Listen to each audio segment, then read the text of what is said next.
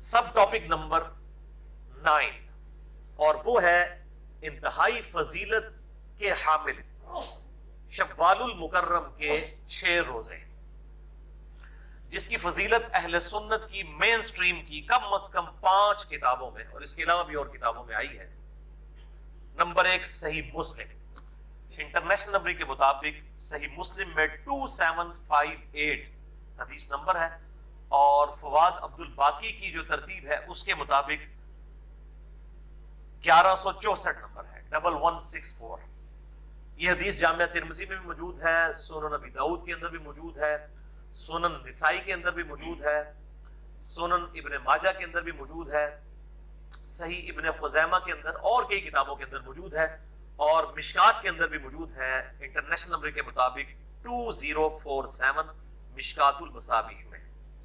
سیدنا ابو ایوب انصاری رضی اللہ تعالیٰ عنہ سے روایت ہے کہ امام کائنات صلی اللہ علیہ وآلہ وسلم نے فرمایا، جو شخص رمضان مبارک کے روزے رکھے اور اس کے بعد شوال المکرم کے 6 روزے رکھ لے، یعنی یکم شوال کو چھوڑ کر، اس دن روزہ رکھنا حرام ہے، وہ آگے احادیث بھی بخاری مسلم سے آئیں گی، باقی پورے جو 29 یا 28 دن بچتے ہیں یکم شوال کو چھوڑ کے اس میں 6 روزے رکھ لے، تو گویا کانا کا صیام الدہر، وہ گویا کہ ایسا ہے جیسا کہ وہ ایسا شخص ہو کہ جو ہمیشہ ہی روزے کی حالت میں رہتا ہے، یعنی جو روزانہ روزہ رکھے اس کی مانند اس کو ثواب ملے گا جو صرف شوال کے 6 روزے رکھ لے۔ الحمدللہ۔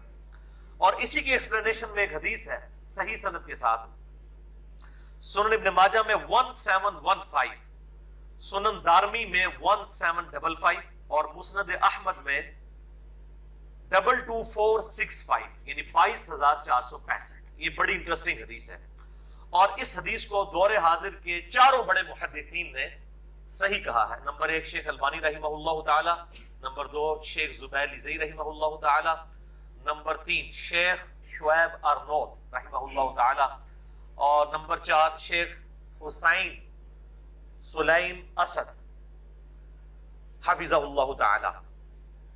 ان 4 محدثین نے اس حدیث کو صحیح کہا ہے کہ آپ صلی اللہ علیہ وآلہ وسلم نے فرمایا، سیدنا ثوبان روایت کرتے ہیں رضی اللہ تعالیٰ عنہ، کہ رمضان مبارک کے 1 مہینے کے روزے 10 مہینے کے روزوں کے برابر ہیں، کیونکہ اسلام میں 1 نیکی کے بدلے 10 نیکی ہیں۔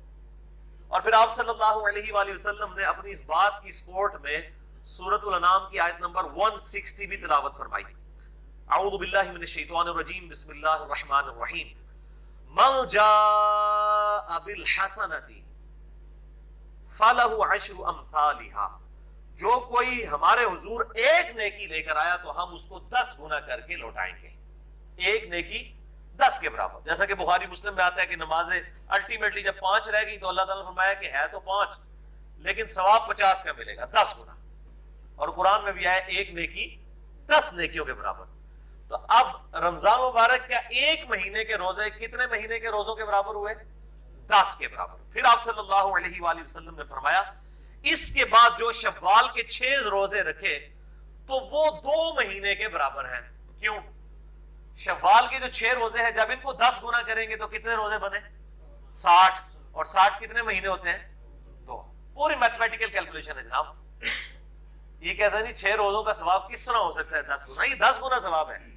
تو آپ صلی اللہ علیہ وسلم نے پوری میتھمیٹیکل ایکویشن بتائی ہے، فرمایا شوال کے 6 روزے 2 مہینوں کے برابر ہیں، کیونکہ 6 × 10 = 60، اور 2 مہینے جو ہے وہ 60 دن، یعنی لگاتار 2 مہینے 30 کے بھی تو ہو سکتے ہیں نا، زیادہ سے زیادہ 30 کے ہی ہوں گے، یا 29 یا 30۔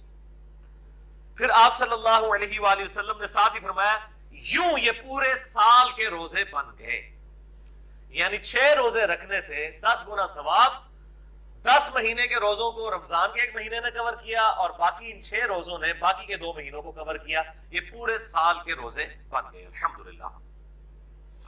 تو محنت کم اور اجر زیادہ، اس سے بہت زیادہ محنت کرنی پڑے گی اس فضیلت کو حاصل کرنے کے لیے جو صحیح بخاری اور صحیح مسلم میں متفق علیہ حدیث ہے، سیم اسی فضیلت کے اوپر، اور مشکات میں اس کا نمبر ہے 2054، کہ آپ صلی اللہ علیہ وآلہ وسلم نے فرمایا، جو شخص ہر مہینے میں 3 روزے رکھ لے، ہر مہینے 3 روزے، تو سال میں کتنے ہوئے؟ 36، اور 36 کو 10 سے ضرب دے تو 360، یعنی 355 کا ہوتا ہے نا. تو وہ بھی گویا ایسا ہے کہ جیسا کہ وہ صوم الدہر یعنی ہمیشہ کے روزے رکھنے والا ہے. ہر مہینے میں 3 روزے، 12 تیے 36، 36 کو 10 سے ضرب دے 360، یعنی روزانہ گویا کہ اس نے روزہ رکھنا ہے. تو ہر مہینے میں 3 روزے رکھ کے بھی پورے سال کے روزوں کا ثواب ہے. اور یہ آپ کو روزے کتنے رکھنے پڑیں گے؟ 36. اور دوسری طرف صرف شوال کے 6 روزے ایک ہی مہینے کے اندر رکھ لیں، پورا سال کوئی بھی نفلی روزہ نہ رکھے، تب بھی پورے سال کے روزوں کا ثواب ہے. سبحان اللہ وبحمدہ عدد خلقہ ورضا نفسہ وزنۃ عرشہ ومداد کلماتہ، اللہ اکبر کبیرہ والحمد للہ کثیرہ وسبحان اللہ بکرۃ واصیلا. یہ اللہ کی رحمت کا ظہور ہے.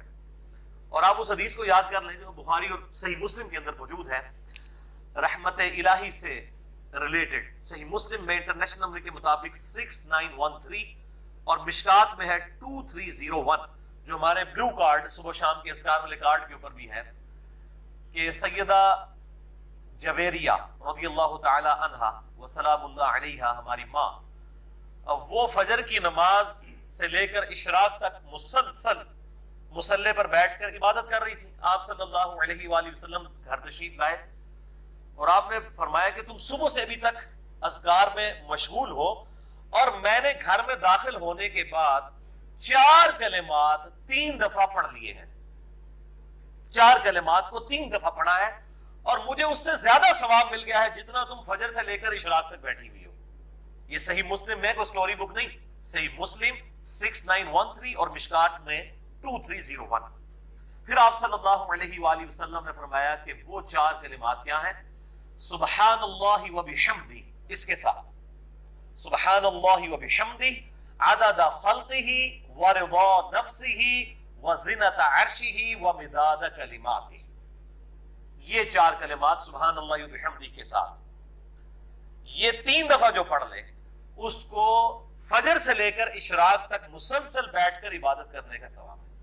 یہ بڑی نعمت ہے. ظاہر ہے کہ اللہ کو بھی پتا ہے کہ سارے ہی کوئی امت ویلے نہیں لے آئے، لوگ مصروف بھی ہیں، لوگوں نے اپنے کاروبار زندگی بھی کرنے ہیں، لوگوں نے اپنی جابز پہ بھی جانا ہے، ہر بندے کی اپنی اپنی مصروفیات ہیں.